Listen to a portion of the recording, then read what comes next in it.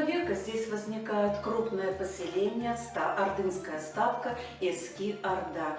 И в центре находится старый дворец и мечеть, которая так и называется Эски-Джами. Исследователь Никольский, который проводил здесь изыскания в 1923 году, отмечает, что в строительстве этой мечети соединены такие древние традиции, как византийская, персидская и египетская. Естественно, что такое крупное сооружение для того времени могло возникнуть только на таком магистральном пути.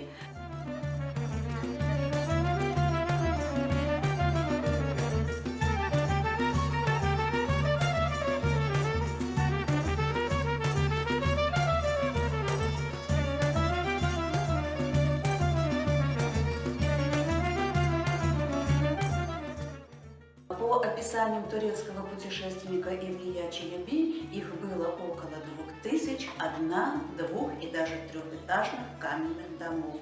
Было около 200 различных лавок, было множество источников питьевой воды, чешме, фонтанов, были школы и было 2 медресе и 3 обители дервишей, тюркие дервиши.